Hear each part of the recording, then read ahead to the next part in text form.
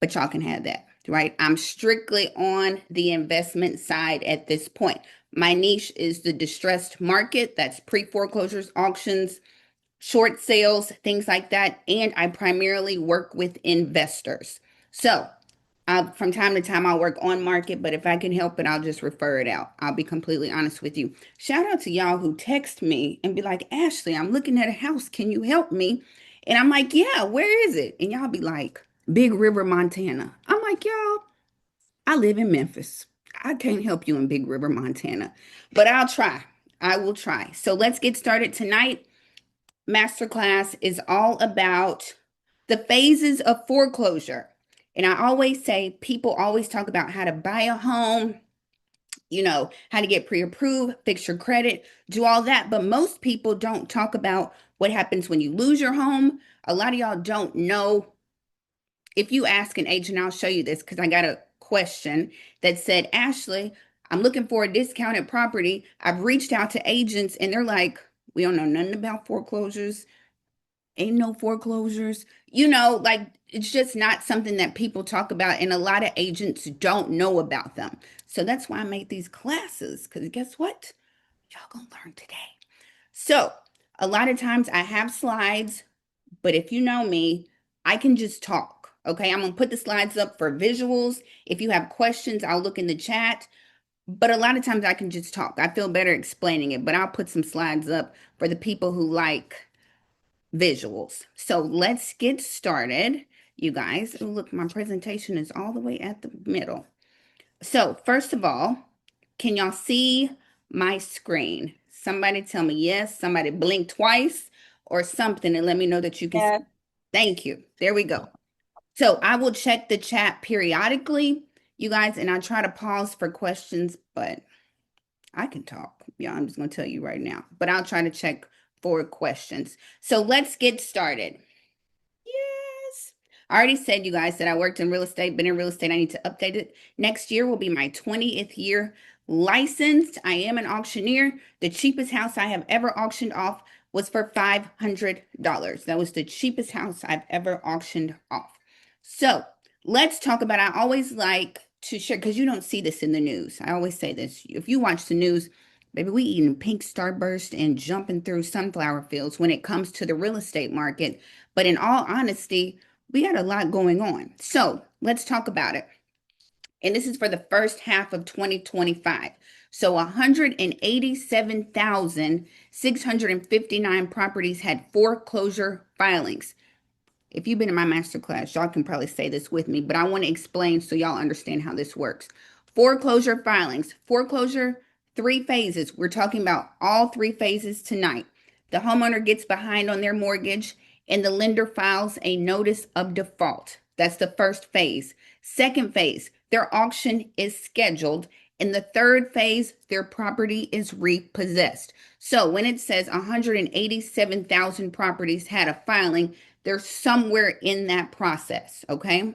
So lenders started the foreclosure process on 140,000 properties in the first half of 2025. And y'all, that number is just climbing and climbing. All this assistance is drying up for veterans, for everybody. So that number is absolutely climbing. Lenders repossessed 21,007 properties through foreclosure. So that's the final phase. That is REO, bank owned properties. And the states that have the greatest number of REOs in 2025 are, and if you see your state, just raise your hand. We've got Michigan with 1,260 REOs. Hold on, my face is in the camera. California with 1,799, Pennsylvania with 1,461, Illinois with 1,439, and Texas with 2,207. Sania, I see you got your hand up. Talk to me. Sania, you want to say something? I saw it said Sania raised her hand, or did you put it in the chat? Nope, nope. Okay. So maybe you did it on accident. That's okay. So Texas, 2,207. Texas is leading the way on everything right now. Like I said, auctions, Foreclosure starts, Texas is at the top of the list. They've already said that check out like San Antonio is supposed to be like the epicenter for our next, we're not gonna say crash, right? We're not saying crash, but foreclosure wave. Like Texas and Florida are getting hit so hard right now with foreclosures. And I know y'all don't see that, but it is. So just a little snapshot because if you didn't know, I'm obsessed with the like with the housing market and foreclosures. A lot of you don't know. So in 2019, you guys look at those numbers: 493,000 filings, 143 turned into REOs. And since COVID, we really have not been foreclosing on people, honestly. And now these numbers are starting to tick up, and the banks are starting to push these homeowners these foreclosures through because we just have not foreclosed in about 4 years, you guys. So it's just a lot of people just sitting, waiting. I talk to people every day who have not paid their mortgage in 2, 3, 4 years. And I'll show y'all some examples. Any questions right here? Any questions? I'm checking the chat. It's okay, Sania. It's all right. No worries. Any questions? I'm checking the chat. I try to pause because y'all know I don't know how to pause. Can you go back to the last screen? Sure. This one with the REOs. Y'all over there taking notes. That's what I'm talking about. You got your pens and your papers and your highlighters. That's what I'm talking about. Take some notes. And then I'm going to send this replay out tomorrow. And then you can pause me and watch me as much as you would like. So, okay. Now, let's talk about just a little bit more snapshot. March, 4.9 million homeowners were behind. 5.3 million renters were behind in March. 4.9. Now, when it comes to the distress market, foreclosures, there's people who, it's like a group of people who are just kind of trying to figure out how many foreclosures are there. Some people are like, there's probably about 1 to 4 million people behind. You got that camp of like 4 to let's say 6 or 7 million people, and then you have that camp it's like we are like 10 million people behind. Guess what camp I'm in? Guess what camp? I think how many people we got behind on their mortgage right now? 1 to 3, 3 to 5, 5 to 7, or 10 million plus.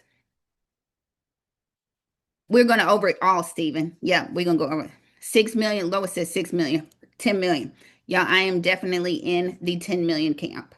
Definitely in that camp of we probably sitting at about 10 million homeowners behind and about 10 million renters behind. April, we were at 4.7 million, 5.3 million renters.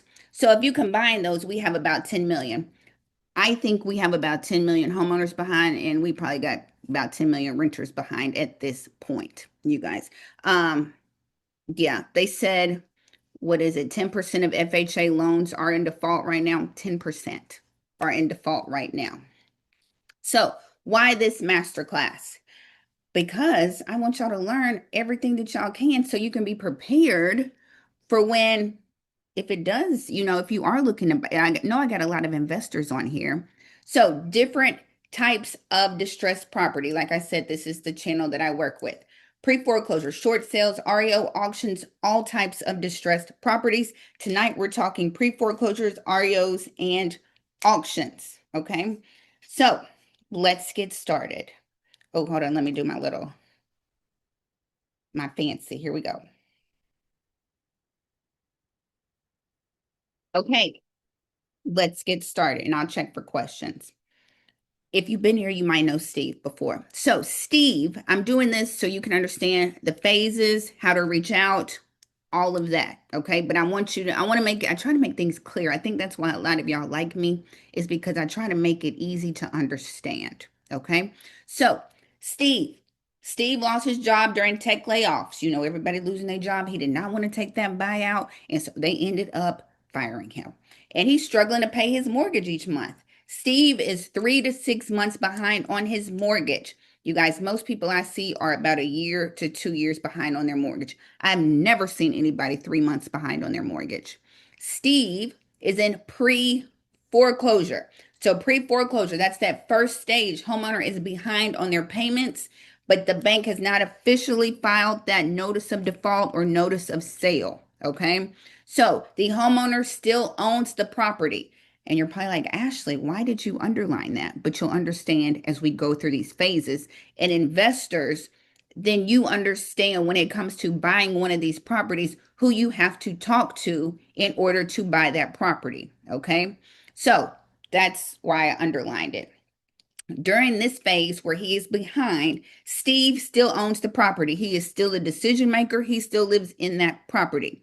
The lender will notify him of his delinquency. Okay, so I got this question, and it said, Ashley, my husband and I are newly married and trying to buy our first home, but we're looking for something discounted, maybe a foreclosure or REO property. We've asked a few agents, but they didn't seem motivated to dig for these deals. I saw your webinar and letter templates, but can buyers use these strategies too? Or is that only for investors? And this is why I make this masterclass, because I know a lot of y'all just don't know, right? And everybody wants a foreclosure or a bank-owned property, and you just don't even know where to start. So we're going to figure it out tonight. We are going to figure it out tonight. So, if you know, I reach out to pre-foreclosures. That is what I do ever since I became an auctioneer. That kind of opened up that lane for me because people would start reaching out to me like, my brother's in foreclosure. Can he call you? Because I'm the auctioneer. You know what I mean? And so people started reaching out to me, and then I started helping people in pre-foreclosure. I guess it's kind of like the yin to the yang, right? I auction off people's houses at the courthouse, but I will also help you if you want to keep it, right? If you want to keep it, if you want to sell it, I offer my assistance to do whatever you need to do, right? That kind of helps me because I love being an auctioneer. I absolutely love that. But do I love auctioning off people's houses? No, right? No, of course not. So if I can help you, I'm going to help you. So I, as an investor, as a real estate agent, right? As a professional, I send letters. I reach out to people, send letters to homeowners who are behind on their mortgage. If you are a traditional home buyer, never bought a house before, first time, you know what I mean? This is the very first time. Do I recommend that you send letters to people in foreclosure?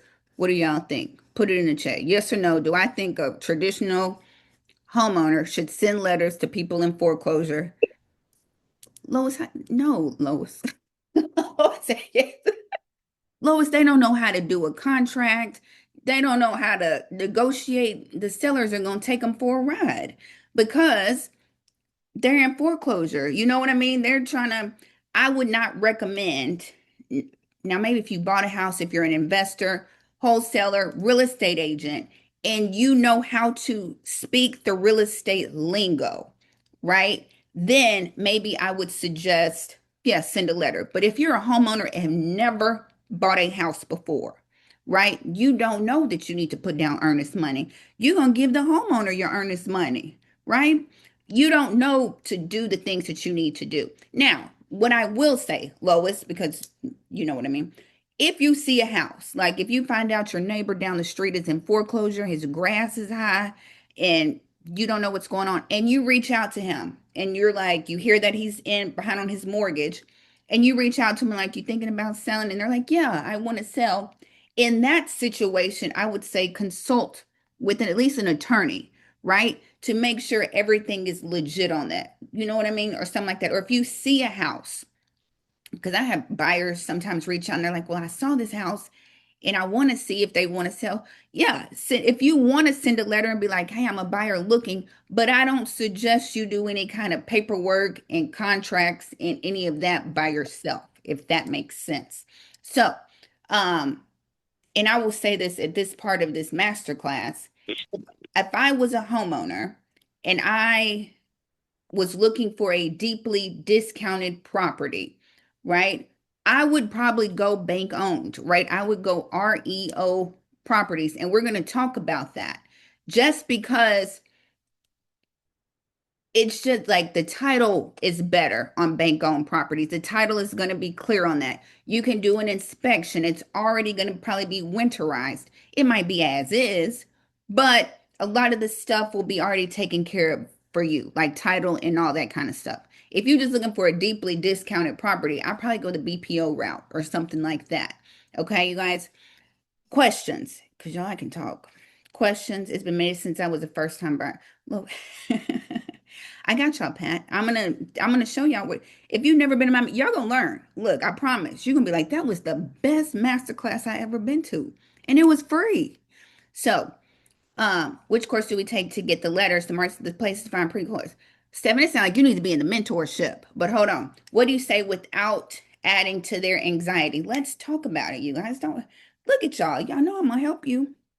So traditional home buyers, should you send letters? I said, not really, right? But again, if it's a close neighbor and you've heard that they might be struggling, or the grass is overgrown, or you haven't seen them in a while, or if they got letters on their door and you know them, maybe you can say, hey, I was trying to see if, everything all right. You need me to bring you some milk and bread, and maybe we can talk about this.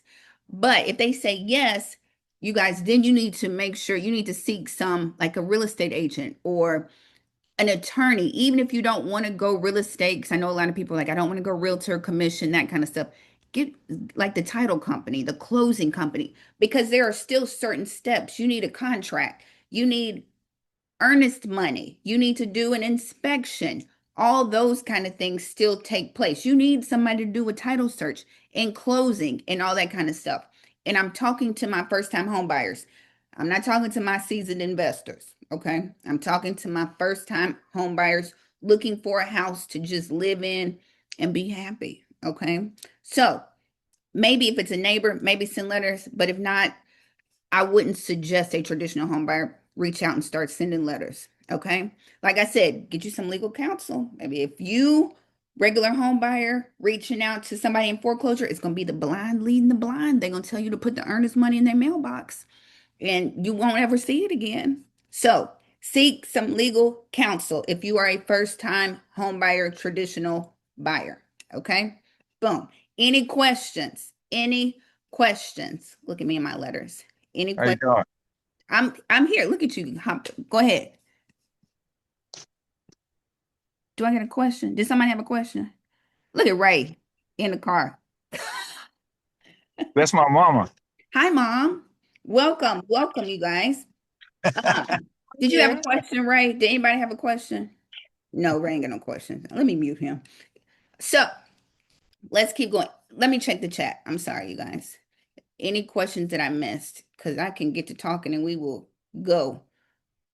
And Brian, we can talk about what do you say without adding to their anxiety. And I'll share like that with you because y'all know my motto is lead with love, right? Lead with love. You're dealing with people who are behind on their mortgage, facing homelessness, have no idea what to do, right? That's what, so keep in mind, lead with love. You're just offering some assistance. Maybe some options that they might not know. Because what I've learned over time is when people get in foreclosure, it's like they're paralyzed, they don't know what to do. Like how I opened up this masterclass, it's so much information on how to buy a house, how to fix your credit, getting pre-approved. Nobody talks about what happens when you can't pay your mortgage. People are just like, I'm just gonna walk away, or I'm just gonna sit here, or people don't realize what options they have. So that's something that you can help them with. So as in real estate, as an investor, yes, you should send letters. If you're a real estate agent or investor, if that's your way, you can send letters. My point is you can reach out. I know I got people, I don't know if Deliska's in here, door knocking, cold calling, sending letters. Y'all know I send letters. Y'all know I live in Memphis, so I don't door knock. Okay.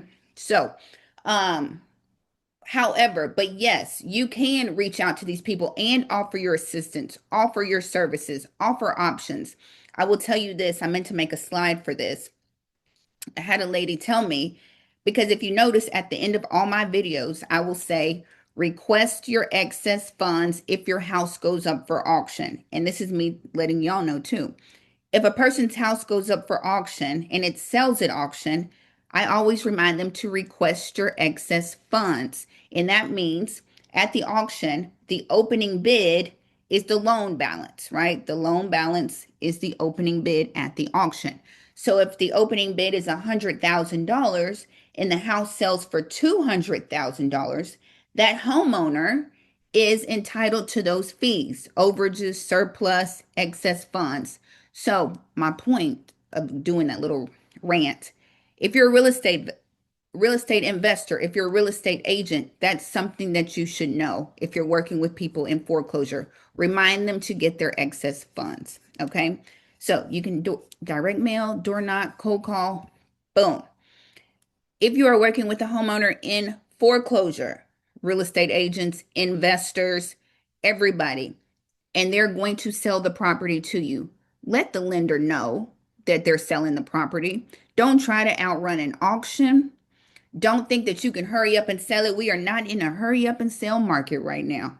This is not 2, 3 years ago anymore. Houses are sitting, people are in foreclosure and thinking they can sell their house, but y'all houses aren't moving like they used to move. And they're gonna lose it at auction. I had to reach out to an agent last week and let her know that her listing is up for auction.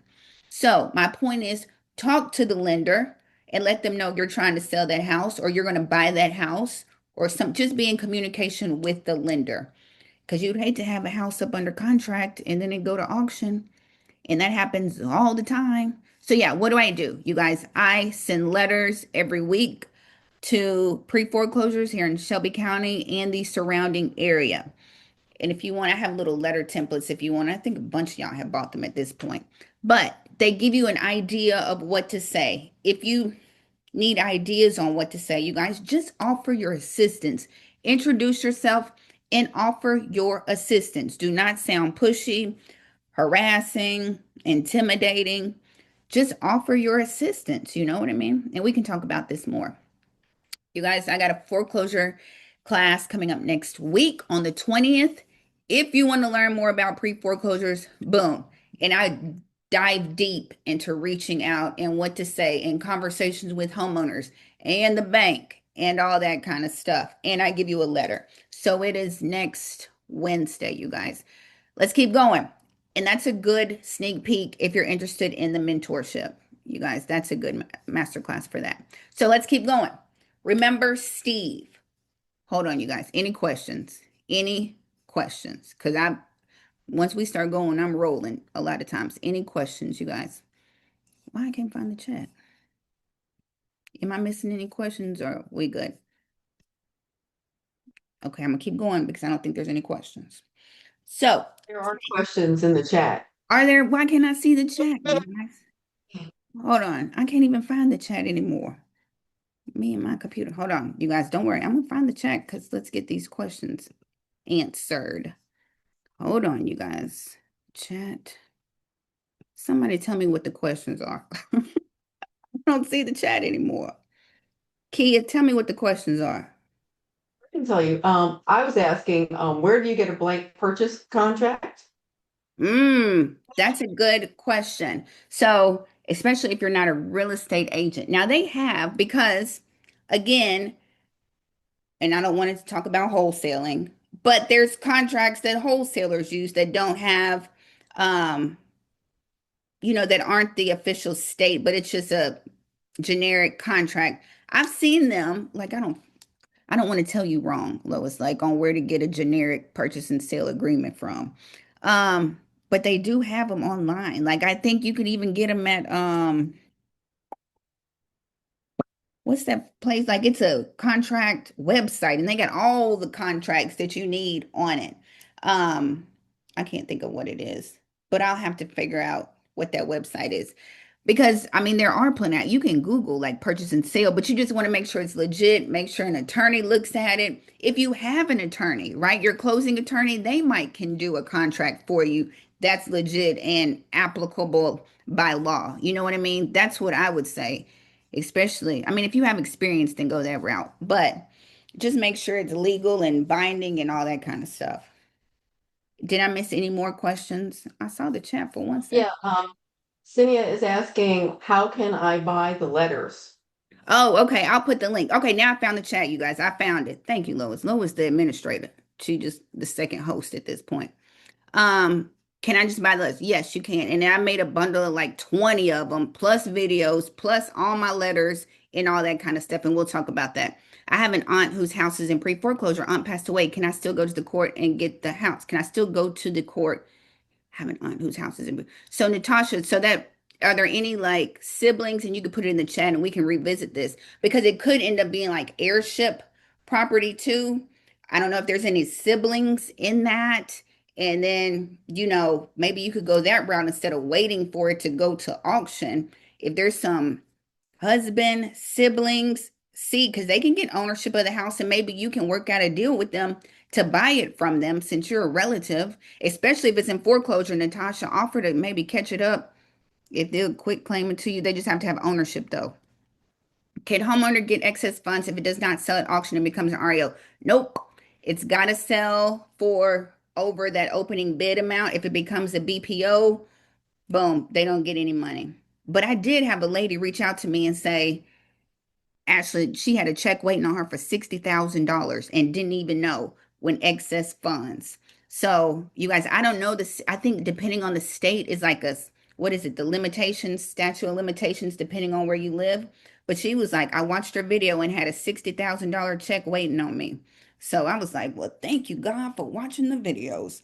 So check and see, you know what I mean? And the bank is not going to call you if you have some excess funds. You guys, they just going to have bonuses for Christmas is what they going to have, and potluck for lunch. So okay, so everybody put some little websites. Thank you guys. Can you explain what excess funds for homeowners again? I sure can. I sure can. And I'm glad that you asked me again because I try to make it simple. So you guys, we're at the second phase of foreclosure. So that would be when we're talking excess funds. So when the house goes up for auction, okay, homeowner can't catch up, house goes up for auction. The opening bid, that's that one opening bid, what the house is going up for auction for, is the loan balance. Okay, the opening bid is the loan balance. So if the homeowner bought the house 15 years ago, that opening bid should be pretty low if they paid it off and they got some equity versus if they just bought it 3 years ago and they paid full price for it. But the point is, opening bid is the loan balance. So if it goes to auction, right? Let's say the opening bid is $100,000 because they done lived in it for 20 years. But the house is really worth $200,000. So when it goes up for auction, I'm like, opening bid is 100. People are going to start bidding that up. 120, 130, $140,000. So loan balance opening bid is $100,000. They bid it up to $150,000. The bank only wants their $100,000 that you owe them. The rest of it, that $50,000, that homeowner is entitled to. And the homeowner can request that money. And you got to call the bank, not call the bank, call your trustee, call the attorney, the foreclosure attorney, and request that money. You're entitled to that, whatever that overages is. So they call it overages or surplus or excess funds. Does that make sense? Yes, the homeowner is, they owe that money. You know what I mean? Cool. Okay, good. And people don't know that. People don't know that. And they just passed a law, which thank God, which I feel like they should have passed it a long time ago, that now the homeowner can call and get that money. Once upon a time, the bank was just keeping that money. But they finally passed a law that you can come back and get your excess funds, which is what they're owed. You know what I mean? If you've been paying your mortgage for 20 years and you just got hit hard times, go get your coin, go get your equity. So let's get back. Steve lost his job during layoffs and is struggling. Steve is 3 months behind and he just got that certified letter in the mail. That is the first phase of foreclosure. That notice of default is filed with the county. Steve is getting a certified letter to his mailbox saying you are in foreclosure. So when he gets that letter will say you have to pay the past due amount in full. If Steve is behind 3 years, you got to pay that past due amount in full, or your house is going up for auction in 30 days. That is what that letter says, okay? Depending on where you live, judicial, non-judicial states, it might be a little longer. So Steve is officially in foreclosure. Poor Steve and his 3 kids and the dog. So this is what I'm saying. There's a lot of people who have not paid their mortgage in years. This is an actual mortgage balance. So when they get their letter, they will have to pay the entire $25,000 or their house is going up for auction in 30 days. Okay. You can see how people can lose their house because they can't come up with $25,000. Here's another one. Their total balance that is due was $21,000. They are 370 days delinquent on their mortgage. This is what we are seeing over and over and over again. And it's so many people who are in foreclosure who just bought since COVID, post COVID. That is just absolutely on the increase. Post COVID, people just bought in the last 3 or 4 years and are in foreclosure right now. And here's one more. This one is $19,000. You are 230 days delinquent on your mortgage loan. Boom. There's another one just for an example so y'all see what I'm talking about. How do you find public notices? How do you find pre-foreclosures? You want to find the public notice. That is when, let me go back so y'all can see. That certified letter that he got in the mail, he's going to get a notice of sale or a notice of default. They're going to send it to Steve. I had to remember his name. And they're going to file a notice with your county records and deeds office saying this house is going up for auction on this date. That's how investors end up calling and texting all that when they file that notice. That's when it's, I always say that's like blood in the water. Once the attorney files that notice with the county, everybody knows that house is up for auction. Now the question is, how do you find them? So a lot of people will look, you can look on your county website. You can put in, like I live in Shelby County, so Shelby County public notices. That's a good spot, you guys. Also, if you think about it, which I don't think a lot of people think about it like this, if you look at auction.com, auctions, you guys, all the way up until that auction, it's basically a foreclosure, pre-foreclosure. So you can talk to those homeowners all the way up until their auction date, right? And I don't think a lot of people realize that. They see auction and they're like, okay, I got to go to the courthouse. All the way up until their auction date, that homeowner is still the decision maker. All the way up until their auction date. So if you want to buy the property from them, you can. You can reach out to them. My point is, you can look on auction.com and see what properties are up, and you can reach out to them before their auction date. Does that make sense to everybody? Yes, yes. Boom. Yes. Okay. Because I think a lot of times when you see auction, you're like, oh, that's it. I can't talk to him. The homeowner is still the decision maker all the way up until that auction, and they can file bankruptcy the morning of their auction and cancel that auction. It happens to me all the time. I'll be walking up to the courthouse. They'll call me and say the homeowner just filed bankruptcy. Auction has been canceled. Boom. But it's the more I do these master classes, when I say this, most people don't know that, right? Did y'all know that? Most people don't realize that. And if you don't know it, homeowners don't know that either, right? They're just like, I'm in foreclosure. I'm just going to move out before they come put my stuff on the curb. People have options. We just don't ever talk about them. So here's what public notices look like. This is an old one, good. I always say in Memphis, they put all our information out. You just Google public notices, Shelby County, boom, there it is. If your name is on this list, I'm sorry. Just pretend like it's not and don't say anything. But they'll put all our business out. You can just click public notices and you can see what house is going up for auction. And you'll see this is the date of their first notice. This is when they're going up for auction. So you just have to find it where you live, the public notices. So let's keep going. Any questions? Because y'all know I can just keep going like the Energizer Bunny. Any questions before? Got to find the chat. Am I missing any questions? Boom, there's the chat. How do you get the owner's info? And we can talk about that. You can skip trace, right? So I use PropWire, and we can go through that at the end if y'all want to, y'all. We're going to be on this all night, aren't we? PropWire, white pages. There's all kinds of skip tracing. Some people use PropStream. PropStream costs $99. Prop wire is free. So the short sale and auction.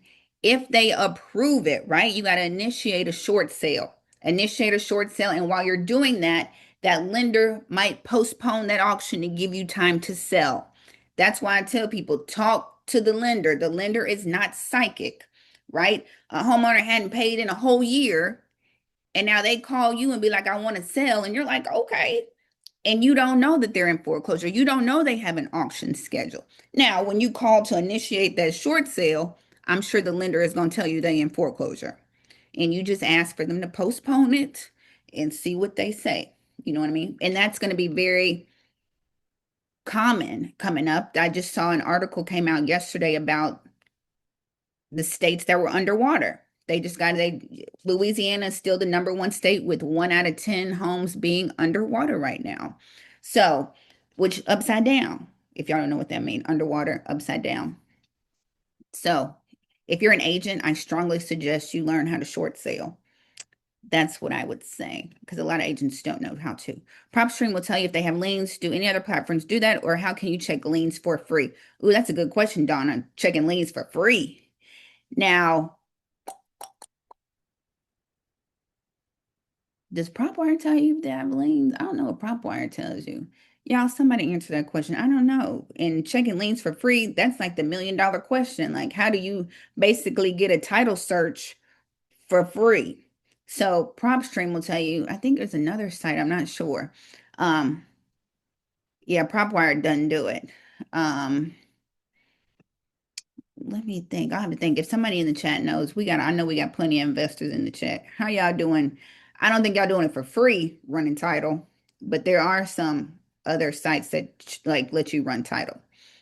So Steve has 30 days to pay the past due amount or his home will go up for auction. Boom, we're coming up on another phase of foreclosure.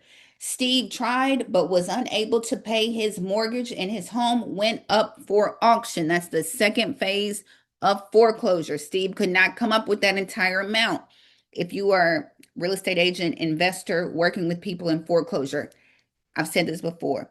Lenders, once you get so far into the foreclosure process, the lender will not take a partial payment from that homeowner. The homeowner say, well, I sent in my months and they sent it right back to me. Once they are so far in foreclosure, they will not take a partial payment from that homeowner. They want that entire past due balance. If it is $25,000, that's what they want. So keep that in mind when you're working with people in foreclosure. So he could not pay his past due balance, and now it is time for Stephen's house to go up for auction. Cue your auction mama.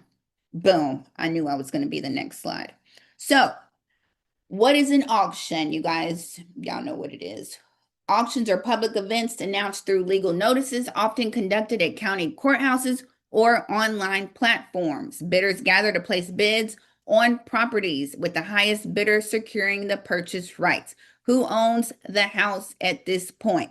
So, like I said, all the way up until that auction, that homeowner is the decision maker, owns that house, and they can file bankruptcy the morning of their auction and stop that auction. They can do what I say. They can file bankruptcy. File bankruptcy the morning of the auction and have that auction canceled. It happens all the time. Okay. So, but now after I say going once, going twice, sold, boom, if the highest bidder gets that property, then the highest bidder is the owner. If it does not sell, then it goes back to the bank and becomes a what? Who knows the answer to that? Because we're about to get to this slide. I see y'all in the chat. Yeah. Mario. Mario! That's right. Boom, I see y'all. Y'all know. Y'all know. Don't worry, we'll get there. If you didn't know, now you know. Don't worry, we'll get there. So here's a property. I always like to share properties that go up for auction. So this is one. Y'all tell me if it was a good deal or not a good deal. Deal or no deal. Opening bid was 336. It got bid up to 349. The investor got it for 349. And then they turn around and sold it for 460. So they bought it for 349 and sold it for 460. Deal or no deal? You think they got a good deal on that?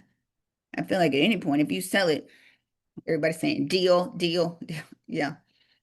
Yep, 460. So let's keep going. Home buyers and investors. Okay, I love what I do. Is the auction for everybody? No, the auction is not for everybody. Everybody's blood pressure cannot handle the auction. Let me just say that, you guys. Foreclosure auctions offer investors the chance to acquire properties at potentially discounted prices. Yes, people come to the auction for a discounted property, and they are a lot of times. A lot of times, definitely discounted. But that also comes with risk. When people are always like, Ashley, I want a foreclosure, I want to come see you. 9 times out of 10, they don't want to come see me, right? They just know that I auction off foreclosures. Yay, that sounds exciting. But in reality, I'm not probably where you want to go, honestly. You probably want to go the not BPO, REO route. So here's another one, you guys, and we're gonna keep going. Opening bid was 227. The investor, it got bid up to 496, and the investor sold it for 642. Deal or no deal? Deal or no deal? Bought it for 496, sold it for 642. Is the title clear after purchase at auction? Lois, it is not. That is why it is not for everybody. That is not everybody's blood pressure can't handle that. So title is not always clear when you come get it from me. So everybody's saying deal. And we're going to talk about it. So opportunities. Here's an auction. It's going up tomorrow. This one's on the schedule for tomorrow, actually. Yeah, tomorrow the 12th. Real estate agents, opportunities when it comes to auctions. I do trustee sales at the courthouse. You don't get commission working. Like if you have an investor coming to the courthouse, I don't pay commissions, right? However, auction.com, some of these other platforms, Hubzoo, they might pay commissions. A lot of them do offer a broker's commission. So if you have an investor looking to buy an auction property, you just go in there and register yourself and your client, and you can get a commission. Okay. So this is one that's going up tomorrow. And here's an example. This is auction.com, broker co-op available. I know a lot of agents didn't know this, that yes, you can get a commission. You just have to register for it. And if your client ends up being the highest bidder, then yes, you can get paid a commission off of auction properties. And I just put this is on auction.com. You just register, identify your broker or the agent, and boom, boom, boom, boom. So a little FYI to real estate agents, you can get commission.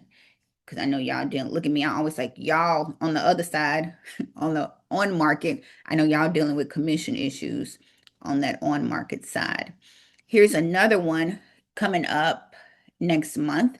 Georgia and Texas, y'all auction the first Tuesday of the month. So this one will be in September. Now, I have a question for everybody who has been listening to me. I just said this auction, I'm looking at the chat. I just said, yes, Anita, and I'll get to that. So I just said that all the way up until the auction, the homeowner is the decision maker, right? So this auction, 6854 Glen Cove Lane, the auction is scheduled for September. Who is the who is the homeowner? Who owns the house right now? And can you reach out to them? Can you reach out to them and try to work out a deal with them? Because their auction is not scheduled until September. Yep, homeowner is still in charge and the decision maker.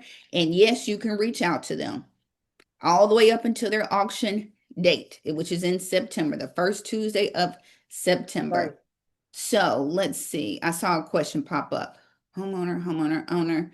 Was this home listed on auction.com? How did you find it? Katrina, you talking about this one in Stone Mountain, Georgia, Katrina? Katrina, look at me, Katrina. Yes. So Katrina, I am your auction mama. So I know all the auction properties before they come out and hit the world.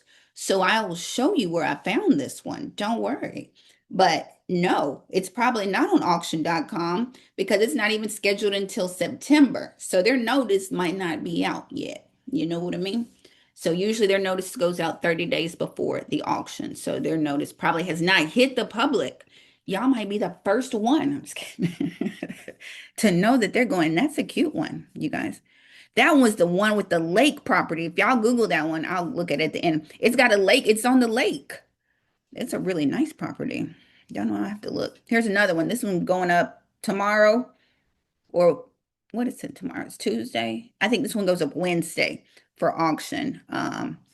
Opening bid is 1.1. You see, they're trying to sell it. This is a perfect example of what I'm talking about, real estate agents, investors. You see, they're trying to sell it, and it's scheduled for auction on Wednesday. Wednesday. I would call them and say, hey, look, they're trying to do a price cut. They know, they know. So opening bid, y'all, what did I say? If you think back, opening bid is the loan balance. The opening bid is the loan balance. They got it listed at 1.3. Their loan balance is 1.1. They need to drop that price if they want to move it before auction. That's the other things you have to worry about with sellers. I guess they forget that they in foreclosure. I don't know. But if my loan balance is 1.1, I'm gonna drop it down. They just trying to make some money. You know what I mean? You see they price cut $90,000. They probably need to do another little price cut to clear it before it goes up for all before they go into foreclosure. Sellers can be delusional sometimes. Hey, But Ashley, talk to me. do Kia, you think they're doing that because they're also trying to cover the realtor costs and the closing costs and stuff like that? I'm sure, you know what I mean? They do have other fees like commissions. And then if in this market, if a buyer wants them to pay closing, but it looked like they got some room if they did a $90,000 price cut. You know what I mean? I feel like, and they did a price cut on July 18th. Yeah, they might be trying to cover realtor fees and all that kind of stuff and closing costs and have some money to move, right? But Mhm. oatmeal is better than no meal. You know what I mean? So they might need to go and drop their, if y'all dropped it 90,000, y'all should have dropped it 90,000 30 days ago when you might could have moved that property. So now they're staring at an auction 2 day in 48 hours. And in hindsight, they'll probably be like, dang, we should have just listed it lower so we could move it quicker. It's like you in distress. You in danger. You should have had it lower. But yeah, sometimes they be trying to, I'm not saying greedy because I don't know what other bills they have. And they might not have any money. You know what I mean? When people go into foreclosure, they might have lost a job. And just they're just trying to make some money off this house where all their money is and start over. Look at me, my voice get all high when I start feeling sorry for people. But a $90,000 price cut, people think it's still 2021 and 22, and it's not. It is not. And if you facing an auction or a foreclosure, you got to be realistic about your price and try to move it quicker, you know? But yeah, Kia, they probably are trying to cover and shoot on $1 million house. Them real estate fees gonna be what, everybody making 30,000 on each side? Yeah. Yeah, hmm So if the seller paying commission, because that's what y'all dealing with over there. I don't, not me. I'm just kidding, y'all. I'm just kidding. I've been on this side before. I'm just kidding. I'm just kidding. Um, so here's another one, you guys. Opening bid is 4.3. It's worth 7.7 though. And people are always like, only hood properties go up for auction. No, ma'am. And no, sir. All of them go up for auction if you can't pay your mortgage. And get behind on one mortgage payment for 4.3 million. Get behind on that payment. Here's another one, which y'all always, when I see this house, I'm always like, somebody should have called them. Y'all should have called them. Look at the opening bid, you guys. Opening bid was $215,000. They bought the house in 2000. They didn't have that house 25 years, which is really sad. You know what I mean? They bought that house in 2000. Opening bid was $214,000 and it sold for 1.2. Imagine if one of y'all would have called them and tried to help them out. Y'all don't listen to me, but that's okay. Any questions? And then we're gonna keep going. Y'all know I get off sometimes. Any questions? I see y'all in the chat. Camille, what's up, Camille? Do you have to pay 1.1 million in cash? No, if they're on the market, Alice, it's a traditional sale. Oh, hold on. What you talking about? Look, what you talking about, Alice? At the auction, Yeah, at the auction, like yes, if ma'am. if Yes, it's ma'am. so Yes, you do have to come to the auction with with that. 1 million, with $1 million in Wow. certified funds. Yes, you do. Yes, you do. When it comes to, and that's the thing when it comes, I see Anita got her hand up. When it comes to the auction, we're going to talk about that. At the auction, you guys, you got to have certified funds or cash. That's a cashier's check or cash. I recommend certified funds. Don't come to me with no brown paper bag or no suitcase with money in it. Certified funds in the complete amount. So if it's $5, $500, $500,000. I need all of it at that moment. As soon as I say going once, going twice, sold, I need all your coins right then and there. So that's the thing when it comes to auctions. But hold on, who asked me that a second ago? But if y'all would have talked to the homeowner, you could have went the traditional route, right? You could have got a FHA conventional loan because it's just like the typical home selling transaction, right? That's why a lot of times people will reach out to them in pre-foreclosure or try to get to them before they go up for auction. Because once you go for the auction, you gotta have you gotta have some coins, you gotta have some deep pockets. So So that's the big difference. The yes, pre-foreclosure, you can do it the traditional way, go through the bank, yeah. but if you do the auction, you have to arrive with cash. Yes, and we're going to talk about that. So pre-foreclosure, traditional way, because that's the homeowner. Me at the auction, certified funds cash, and then when we start talking REO, BPO, BPO, Kia, REO, bank-owned properties, you can go traditional. So traditional pre-foreclosure, traditional REO properties, cash, with your auction mama. So yes, that's why, again, at the beginning, when I said, when people are like, I want a cheap property, I want a foreclosure, you want an REO. You want a bank-owned property. You don't want to come see me at auction because you probably don't have them kind of coins. Here are some auction websites, you guys. Auction websites. Any questions while people are jotting down these auction websites? I Any? have a question. Talk to me. Yeah, regarding that house where the mortgage was 214,000, Yes, ma'am. the previous slide. Yeah. So was that a foreclosure and the bid went up to 1 million? So it went up for auction. So they had been in there since 2000. So their mortgage, they've been in the house 20 years, right? So the opening bid was $214,000. But after 20 years, that house was worth a million and something. Y'all saw it was in what, San Francisco. So yeah, when it went up for auction, them investors opening bid on $1 million house is 214,000. So it got bid up in San Francisco. Because where can you get $1 million house for 200,000? So So yes, the homeowners get the excess money? Oh, yes, hopefully if they call and knew to call, you know what I mean? okay. Hopefully. Thank you. Absolutely. Good question. When you are reaching out to pre-pro, do you have a CRM to keep up with them in automated response and a landing page for them to see when they get the letters? Stephen, look at you. I don't have all that, Stephen. I keep track of who I mail to because I mail every single day.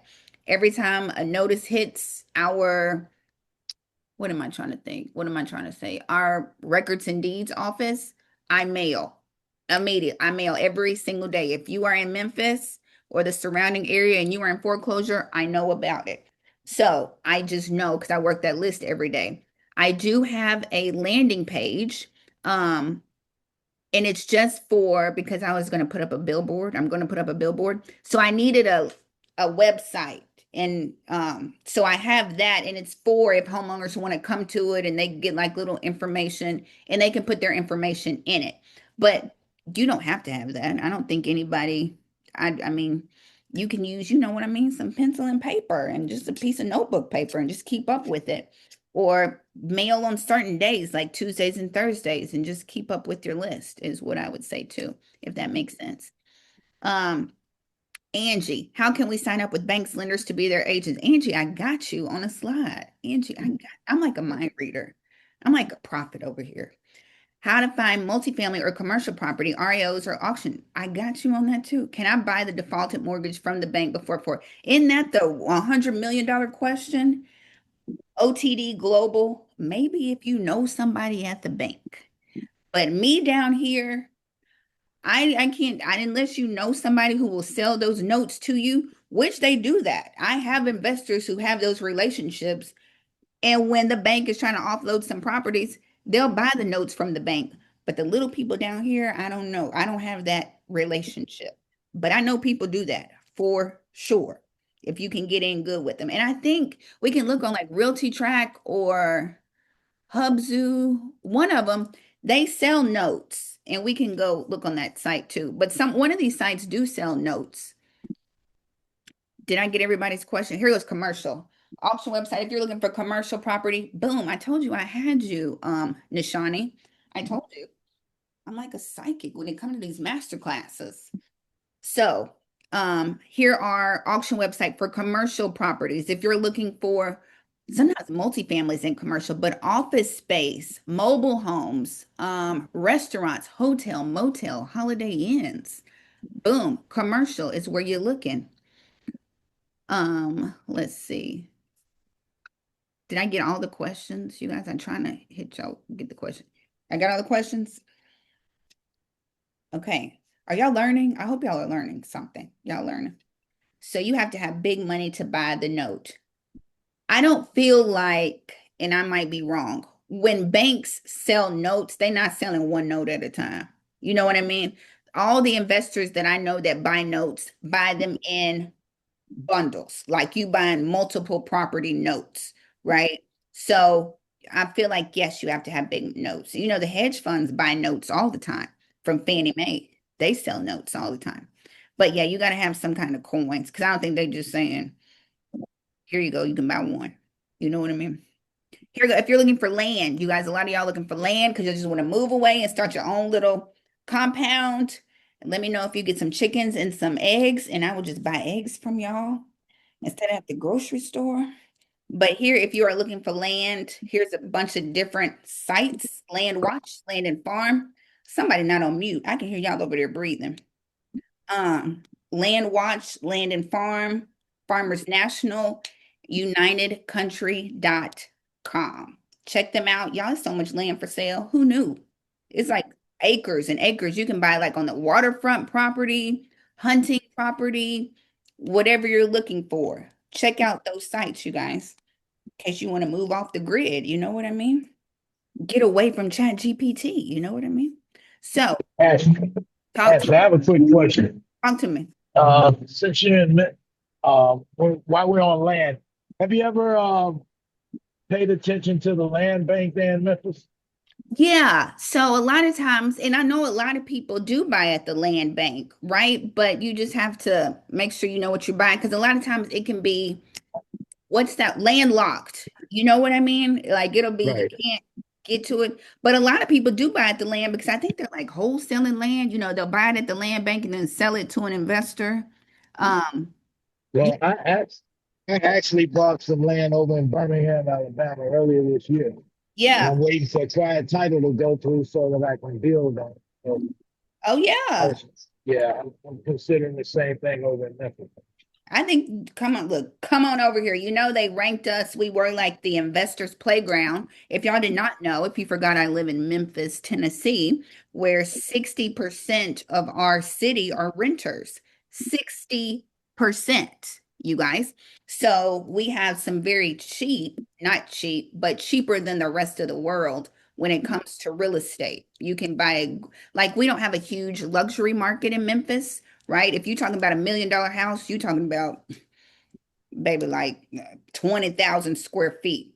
And you can get a big house for $400,000 here. Like, I mean, you can still get a great size house here.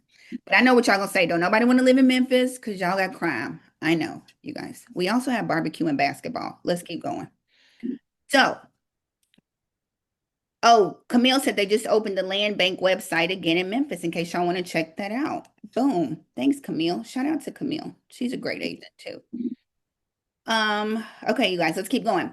Things to remember when it comes to buying auction properties. Deeds and refunds come in the mail. Deeds and refunds come in the mail. So if you come see me at the auction, you guys, and let's say you win the property for $150,000, but you only brought me a cashier's check for $200,000. I don't have $50,000 in my trunk that I can go get you and pay you your refund. Your refund comes in the mail. Refund comes in the mail. Your deed comes in the mail. Do not do any repairs on a property until you get the deed in the mail. And then once you get the deed, you have to go file it with the county. So your name will be on title. Okay. So deeds, refunds come in the mail. I don't have keys. If y'all did not know that, y'all be like, when do you get keys? You're going to have to crawl through that window if you want some keys. Also, the fun thing, and I put fun in quotes, the fun thing about auctions is Steve is still in that house. I know that did not sound fun to anybody. Remember Steve and his family who were in that house, and Steve could not catch up on his mortgage, and Steve's house went up for auction? Steve is still in there when you buy it at auction. And you're going to have to call Steve and try to offer him cash for keys. And if Steve don't budge with his 3 kids and his dog, then you're going to have to go to court and file an eviction on Steve. Also, Steve, like I said, is still in the house. So when you come see me at auction and you drove by Steve's house, Steve didn't let you in his house. So when you come see me at auction, you're bidding on a property blind. You do not get to see the inside of a property before you bid on it at auction. So when I tell everybody, auctions aren't for everybody. Everybody's blood pressure cannot handle auctions. You are bidding on a property blind. Homeowners can still be in there, and you have to pay cash. So that might not be up everybody's alley when it comes to buying at the auction. Does that make sense to everybody? Yes. Yes. Yes. Okay. So auctions aren't for everybody. I usually say auctions are for seasoned investors who can drive by a property and can probably estimate, okay, it's 1,200 square feet. We got 3 bedrooms, 2 baths.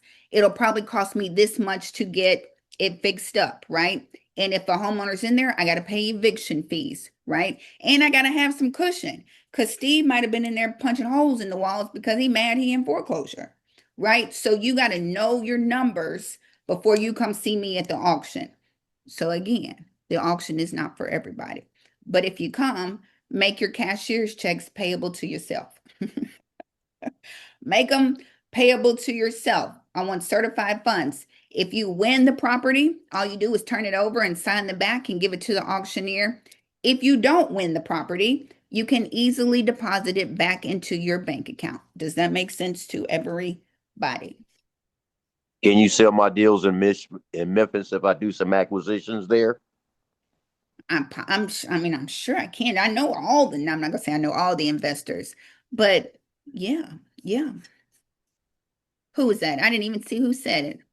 This is OTD Global LLC. OTD Global. There you go. The one who want to buy the notes. There you go. Okay, now with that being said, do you have a relationship with title companies as well there? Absolutely. My life would not even function if I didn't have a good title company. You know what I mean? You got to have, that's the first thing on the list for investors out there. Get you a good investor-friendly title company. A good investor-friendly title company. Yes, absolutely. That's like my best. Okay. Where does transactional coordinators come in at with all of this? Oh, I don't know. Like, so when I think of a transactional coordinator, I think of when you're working on market deals, or maybe not. But when I think of it, it's usually like that person who does your paperwork in the office. Like they get all the files, make sure all the signatures are done, and that kind of stuff. That's what I think of as transactional coordinator. That's usually how I hear it referred to. They do the paperwork and do all the legwork and stuff for you. You know what I mean? Get the contract signed and stuff like that. That makes Do sense. they have a list of properties that's coming up for auction that I can get a hold of? Who? The transaction? Who's the transactional? Who? No. Okay, when the property is going up for delinquent tax sale, Uh-huh. is there a property list that I can get a hold of to do my Oh, to gotcha. go look at the house and perhaps maybe approach the homeowner before it goes to tax sale? Got you. So you asked me about the list. Now I like Zeus auction. I don't know if y'all are familiar. How OTD going, like I'm psychic. He gonna say when the house is going up for tax sale. We ain't even mentioned tax sales. He gonna say, but I like Zeus auction. Y'all check out Zeus auction. Um and they usually show all tax liens, tax sales that are coming up before they go. Well, not before they go, but the list. Zeus. Is that nationwide or just Yep. specific counties or state? Nationwide. Zeus auction. I put it in the chat.com. I think I spelled Zeus right, but zeusauction.com. Check them out. And they do like a whole bunch of counties for yeah, tax sales and tax. It's another one I can't think of it. If I think of it, I'll tell y'all, you guys. Okay, you guys, we got to get through this. We got to get through this. And everybody's talking to you, OT in the chat about transactional coordinators. Yep. And yes, Alice, liens are another issue. Absolutely. When I auction off a property, I don't hop up there and say I'm auctioning off the first lien. I just auction off that property. You have to do a title search before you come see me at the auction. You can buy the wrong lien at the auction. You guys, you have to do your due diligence. Again, that's why I say auction is not for everybody. It is not. So let's go. We got to get to the third phase, which I want to know about. So Steve has 30 days to pay his past due amount. Remember, he could not pay it. His home will go up for auction. Steve tried, but was unable to pay his mortgage. His home went up for auction, but you guys, it did not sell. Steve's home reverted back to the bank. This is the third and final phase of foreclosure, you guys, and we call those REO properties, real estate owned by the bank. Y'all understand how we got here. That's why I took y'all on story time, so y'all can figure out how you get here, how you move, how a homeowner moves through the foreclosure process, okay? Because you got to understand. So now his home didn't sell. It was overpriced. Steve just bought 3 years ago and overpaid like $40,000. And now the opening bid is the loan balance, and his loan balance is higher than the property is worth right now. So it didn't sell at auction and went back to the bank.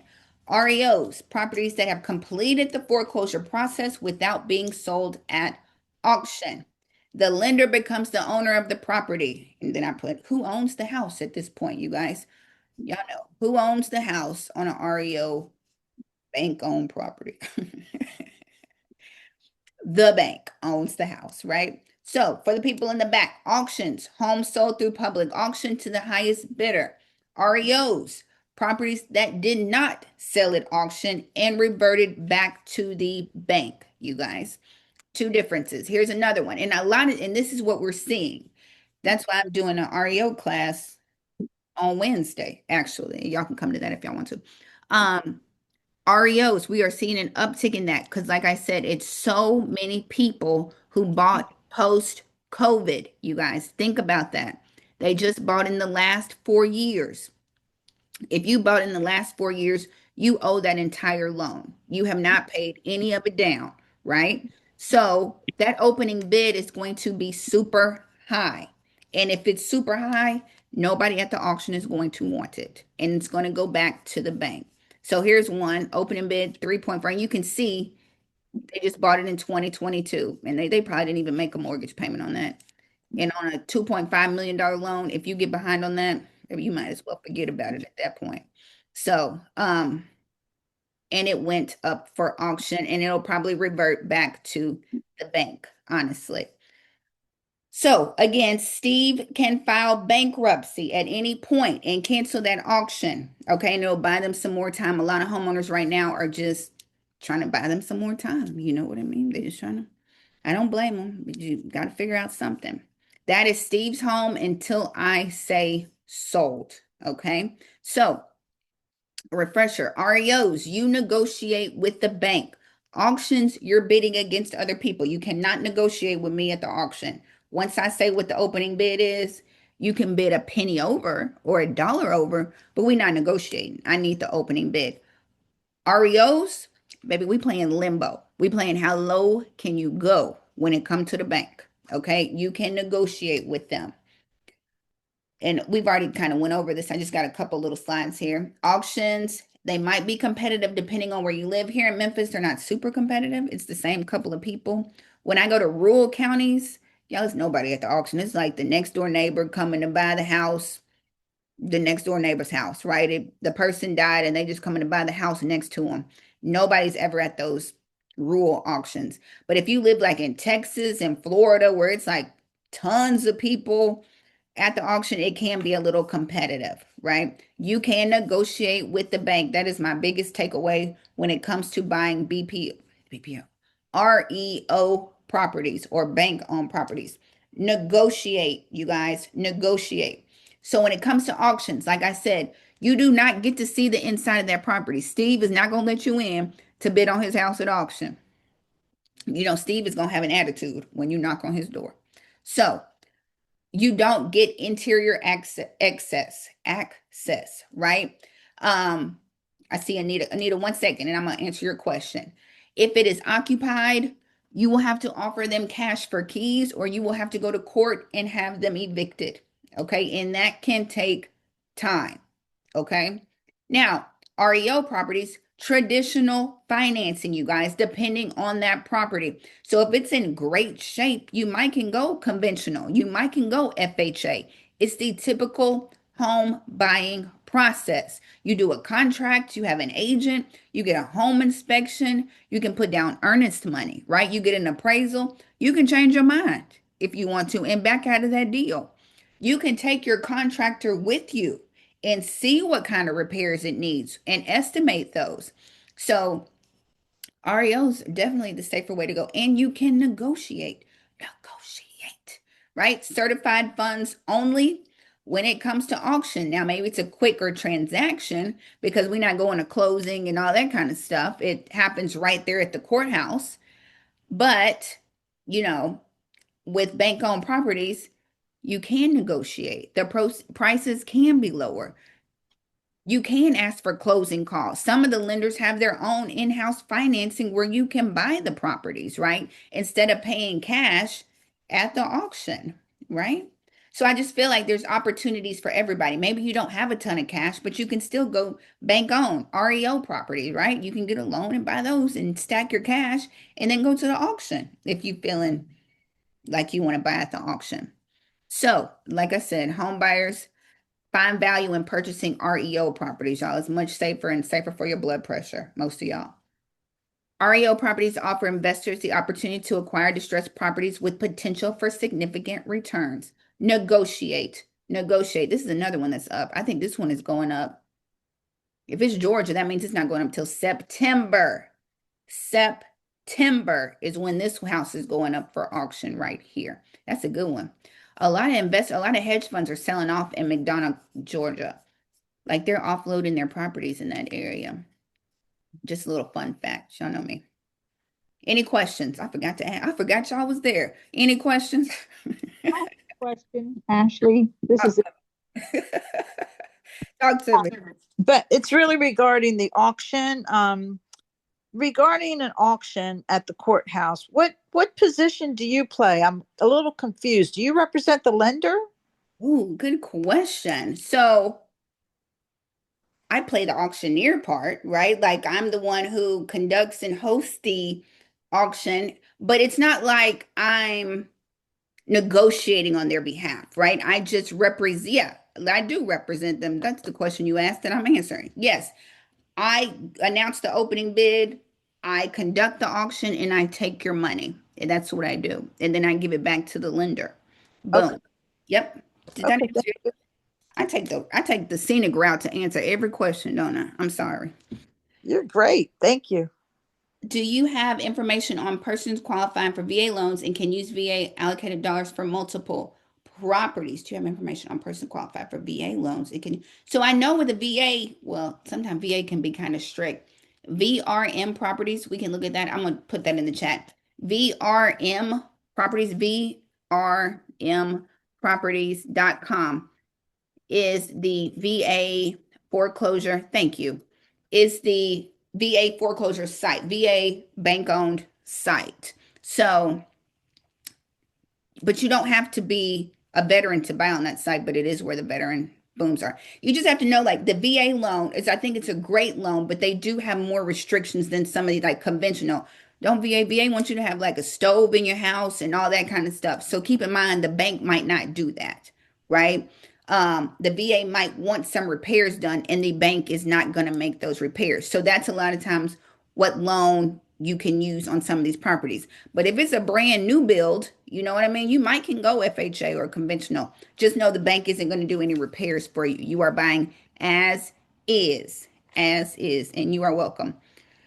Do Okay, these properties that go to auction, do they have a redemption period? they do, depending on where you live. That's a great question. I have a slide for that. Yes, redemption time periods, right of redemption. That means the homeowner can come back in a certain amount of time and claim that property, but they have to pay that balance plus interest. So a lot of times these foreclosures, right of redemption doesn't usually apply to these. Now, tax sales, that's the right of redemption. That's where right of redemption is rolling on that tax sale side because they can come back and pay their taxes and get that property back. But usually on the foreclosure side, that homeowner can't afford to come back and pay that loan or anything like that. But it is depending on where you live. Right of redemption, it might be 6 months, a year, or whatever. I live in Memphis, Shelby County. There is no right of redemption here. So if I auction off your house, and that's what I tell homeowners, if I auction off your house, it is sold. So, and you can't get it back. So, good Do question. you do tax sales as well or tax auctions? I don't like I might buy from them, but I don't conduct them because they're usually conducted online, you know. Um, but no, I don't conduct tax sales or tax deed sales or tax lien sales. Mm-mm. But there is right of redemption. They a lot of times they come back and get their properties for sure, for sure. What would be a good zip code and where you're at to buy property? um, is there a price? Look, is there a price point you're thinking? If you've already shown the slide to sign up with the banks for the REOs, can you please? I haven't, Angie. Angie, you haven't missed it. I promise you, Angie. Um, I think 38116 is a great area. Like Whitehaven is a good area. Like if you're looking for a good, a good investment property. Again, Memphis, there you go, Angie. I told you I had you, Angie. I told you. Again, Memphis is a big rental market. So most of the zip codes, you're gonna find people gonna come and rent from you for sure, for sure. No, I'm not trying to be a renter, just a flipper. So then you probably like 38125, 38111 areas like that, probably. Look at you trying So to. the comps are at 150 and up. Yeah, yeah, for sure. In those areas, for sure, for sure. Uh-huh. 38116, like I said, yep, that's another good one too.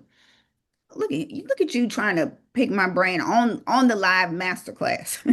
No, we're gonna do business. I'll be that way. Um, Here, Angie, here you go. This is, and I know a lot of agents do want to get on with working with banks and asset management companies and listing properties because there's so many opportunities besides just, you know what I mean, just being a buyer's agent. You can list for the bank. If you're trying to get in, look, that's where you need to be. And Kia waiting for me to call on her. I ain't gonna do it, Kia. You can do BPOs, right, Kia? Well, I just said Kia waiting on me. Kia is the BPO queen, and y'all can't ask her any questions because she at work right now on this masterclass. But she's the BPO queen. So if you're looking to do BPOs, which is a broker price opinion, that's when the bank will send an agent, a broker out to just drive by the house and give them an idea of how much repairs or give them the idea of the condition of the house. They pay agents to do that, right? You can be a listing agent for the bank. You list the bank owned properties. Here are some sites that you can go sign up for them. Boom. And potentially start working for the bank. Fill out your profiles completely. REOnetwork.com is another good network to um, get signed up, get affiliated with some of these banks, you guys. I've been doing some BPOs. Come on, BPOs. That's what I'm talking about. Yes. So check out Equator is a good one. I thought I had Equator on my list. Equator.com. Sign up, fill out your profile, and boom. You know what I mean? It's a great stream of income. I Hey, won't Ashley, go ahead, Kia. I What wanted can to you talk chime about? in. Yeah, I was gonna talk because I have another colleague in Texas that reached out to me Friday. Yeah. And be careful with the REO companies that are reaching out to you in your spam. because it's scam. So Ooh. what they will do is they'll ask you, are you interested in getting into the REO sector? And then they will give you a BPO to do. Ooh. But you have to pay them $500 up front first. Oh. Mm. So she had already went that far before she reached out to me. So I was like, no, but some of the platforms, it is a membership fee to be on their platform. But if somebody's reaching out to you, Yeah. Yeah. be on the safe side and say I'm good. So I just wanted to chime in because I just had one of my friends lose out on $500 Ooh, probably. wee. Golly, Kia. But since Kia talking, I know she's like, dang it, Ashley. Kia, how many BPOs you do this week or this month or last year? Just tell the people. She's our BPO queen. 100. Uh, I mean, 100, I would cry. I did 353 last month. 353 BPOs, you guys. So, just what I'm saying is that's other avenues that real estate agents can go into BPOs. If you don't have a license, field inspectors. Field inspectors are also, great, and you don't have to be licensed because some of you are like, I ain't licensed. Field inspectors, they work for the banks too. Great opportunity as well, right? Thanks, Kia, for sharing that with us. Okay, we're almost through, you guys. Then y'all can go to bed. Well, we can all go to bed. Also, because y'all always ask me about this, and I'm trying to put it in master classes when y'all ask me questions. Other vendors for the banks, right? When foreclosures hit, when you think about the last housing downturn, there were other opportunities besides REOs, BPOs. Y'all, vendors, trash outs, clean outs, property preservation. Think of things like that as well. Banks need that. So I pulled up this site. Let's see if it opens up for me. It does. Boom, your girl is good. So Fannie Mae, there's vendor lists where they need people. You know what I mean? All kinds of stuff. You can sign up with them, be a vendor, be legit. Make sure you got your legit information. You ain't using Cash App for payment. I always say that Cash App is not a professional form of payment. If nobody ever told you that, I'm telling you that. But they're always looking for other vendors, title, closing, landscaping. Boom. Fannie Mae, they have it. And all of them have it. You just got to go on and sign up as a vendor. I know people made a killing in 2008 doing trash outs and clean outs. Made a killing. So just always, you know what I mean? Think outside the box sometimes. That makes sense. Any questions real quick? Because I'm about to wrap it up. Right quick, right quick. Talk So to me. I registered I want to say last week, maybe 10 days ago, Mhm. and the notification that I got that it would be about 2 weeks, if everything checks out. Is that about right? Yeah, well, I'm not sure, right? I don't know how Okay. Fannie Mae, but I feel like if you got that notification, that's good for sure. And I'm glad you signed up for that because they do. A lot of people do property preservation and clean outs, trash out, landscaping, contractors. They need all that kind of stuff. So yes, that's you on the road. Thank you. All right. You All got this. right. Thank Sending you. good vibes to you for sure. But yeah, if they say about 2 weeks, at least they didn't say like 275 days. You know what I mean? They said like 2 weeks. So you got it. Here's another one, you guys. Another property opening bids 269, and they just bought it in 2021. And I show these to show you that the REO market, you guys, is absolutely increasing. They might not be there now. Opening bid is 2.4. So you know this one going back to the bank. 2.4. It's only worth 2.2, you guys. And you can get people buy vacation houses at the bank. You know what I mean? From the bank. They have great houses. It's not little like hood houses, like people say. It's nice houses. If you are looking for REOs, those are some websites to go to, you guys. HUD Home Store, it might be .gov. HUD Home Store, HomePath, HomeSteps.com. Wells Fargo, Bank of America, and Truist all have their own bank-owned sites. Go on there. It might not be a lot right now, but bookmark it and keep checking back. And y'all know what I say. We play in limbo with the bank, right? We negotiating. You guys negotiate with the bank. Don't feel like I'm gonna offend them. They're not gonna negotiate. It's the bank, right? They don't care about hitting you with fees. You don't care about hitting them with the low offer, okay? Take it from me.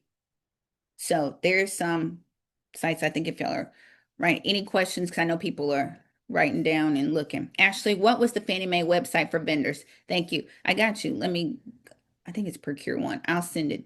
I'll go back when I feel like people are through writing. And I'll get you them for the, I got you. What state is Key in? Key in Virginia. She the BPO queen, you guys. The BPO queen. Key is in the mentorship too. Oh, we meet on Thursday. Heads up. Kia and Ray. Okay, next screen. Let me go back real quick. Procure1.fanniemay.com. If you go on Fannie Mae's website and like scroll down, let me click on this real quick because I want y'all to learn. Like if I was on Fannie Mae's website, like on the homepage, and I just scroll down fanniemay.com and go down here to suppliers, fanniemay.com, scroll down, suppliers, boom, it'll tell you contracting opportunities, new suppliers, existing. Whoop, there it is, right there. You know what I mean? And y'all sign up, look and see what you can do or what you can start doing if you're not doing it yet.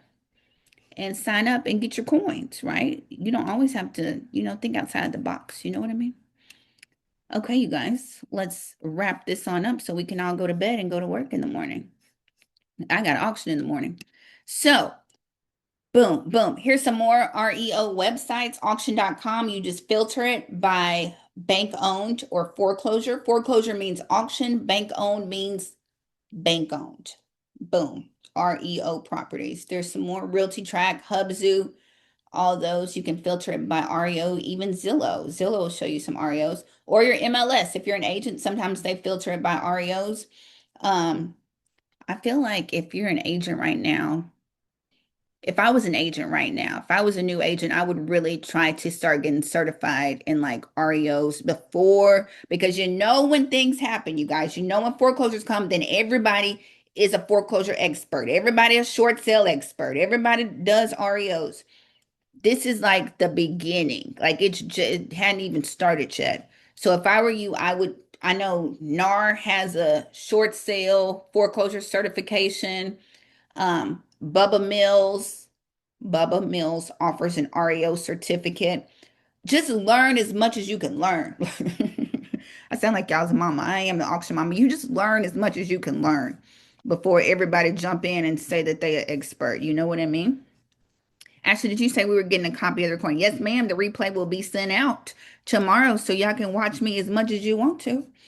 I found a house that's in foreclosure, may have other liens. How do I research those liens? Venice, y'all, if you can read the title, I don't know if you can look at your your county records and deeds, but Venice, if you don't have that expertise, you know what I mean? I don't advise you. I mean, because, well, you know what you're looking at if you look at the title. You know what I'm saying? Like, that's what if you know a title company who might do a title search for you, or there's some little title sites, y'all drop a title search site in the chat. If you know, Ray know it. What's the title search site? I think you can pay a little bit and they'll run that title for you. I can't think of what it is. Easy Title. I don't know. If y'all know a title search site that she can do, look at that. Put it in the chat. Reach out and help somebody else. Here's another site, you guys. Another one. Open. It's worth 2.8. Open and bid is 2.7. It is going back to the bank. But look at her. She's beautiful. And they bought it in 2020. Past due $2 million past due. Get behind on that and you're going to be upset the rest of the year. This is what auction.com looks like, a little snapshot of that. See, you can filter it by bank owned or foreclosure. Boom. And you can figure out which one you want to do. Things to remember: stay in your budget. I don't care what you're buying. If you're negotiating with a homeowner, if you're coming to see me at the auction, if you are negotiating with the bank, stay in your budget. Okay. In all things in life, stay in your budget. Okay, whatever you're buying, especially when it comes to a house, because we're seeing a lot of people right now who probably should have stayed in their budget in 2021 and 2022. Y'all know I ain't gonna say them, because they was told to date the rate and marry the house.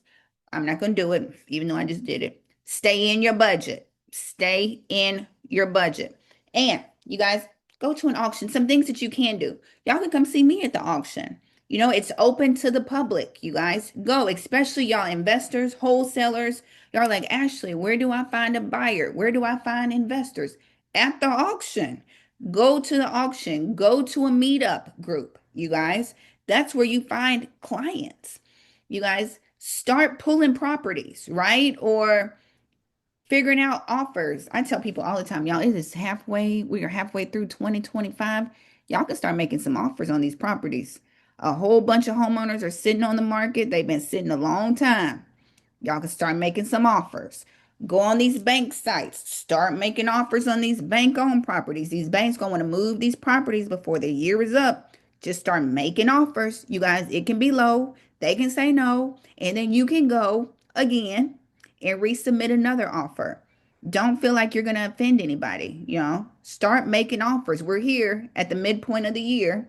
Y'all, I'm over here rapping, aren't I? Got the little rhymes going. We're here at the midpoint of the year.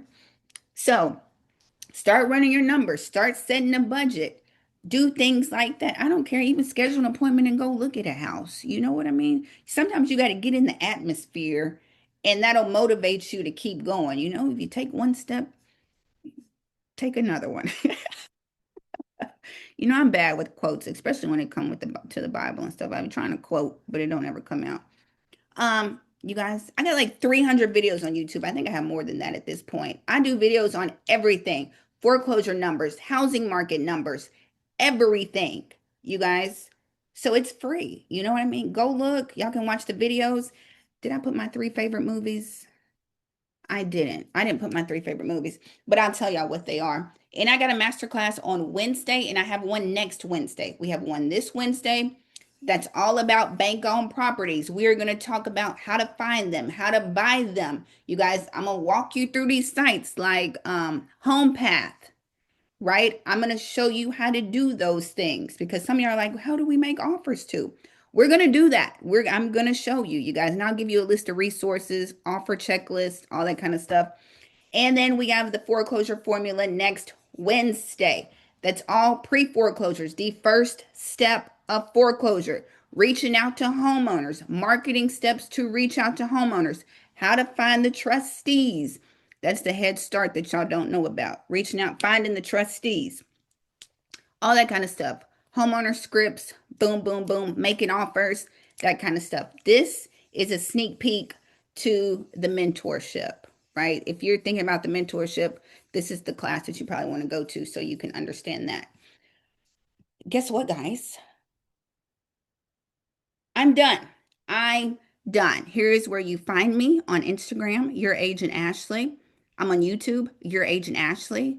And I'm on Gmail. Guess what it is? Your Agent Ashley. So, you guys, that is it. I will open the floor to questions because I know y'all got them. If you got to go to bed, sweet dreams. The replay will be sent out tomorrow so y'all can watch it. If you want to stay for the after party, after the party, you can stay and I will take all of your questions. So, Stephen, the mentorship, we're going to start the mentorship back up in it's 6 weeks. We are on week 2. So, Stephen, if you want to jump in at week 2, you can, or you can wait until September for the brand new one to start. It could, Yeah. so, Thank you. That was Cedric. My bad. I knew who it was. I knew exactly who it was because I'm going to say, because some of y'all are waiting for that September mentorship to open up. I'm going to send it in your email. If you got the link to this masterclass, I'm going to send it in your email. Y'all check your spam. Check your spam. Check your spam. I don't know why I'm going to spam, but y'all check that. Okay. If you don't get a replay from me, email me and I'll send it to you. I'll personally do quick then jump in. Yep, come on in September. We're running for 6 weeks. Okay, you guys, I'm gonna shut this screen down and I will take your questions. Hold on, let me escape. I hope y'all learned something. Did y'all learn something tonight? I try to teach y'all. Okay, I don't know how to close this screen. I have a quick question, and I'm then I'll be ready. done. I'm ready. So what? How often? How many times a month do you have the auction? Hey, listen. Depending on my auction, at least 3 times a week.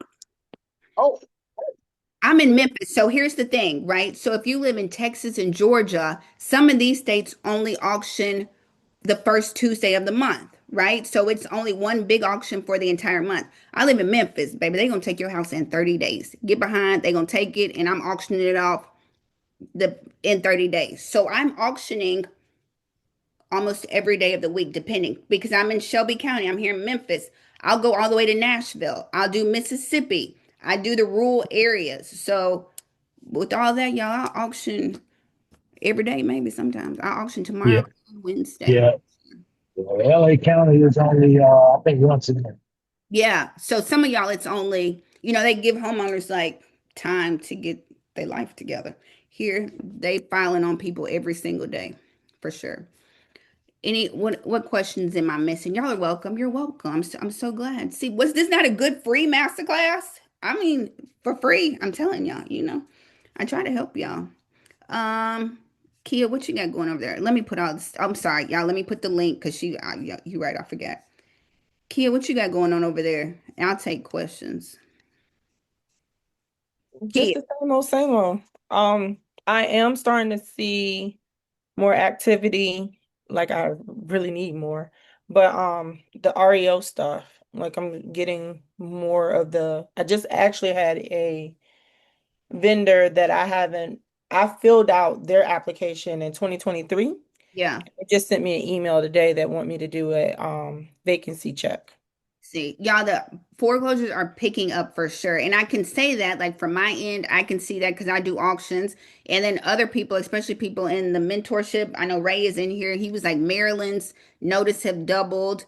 Kia's in Virginia. We got people in Texas. They're like the numbers, you might not hear about it on the news, but trust and believe the foreclosures for sure are on the increase. Y'all, I'm trying to find the link real quick. I'm gonna give it to y'all so y'all can sign up. News make everything seem rainbow and sunshine. They do. They'll have you thinking. I mean, I know homes are sitting on the market a little bit longer, but interest rates dropped by 1 point. So now all these imaginary buyers are about to come to the market, which is not about to happen.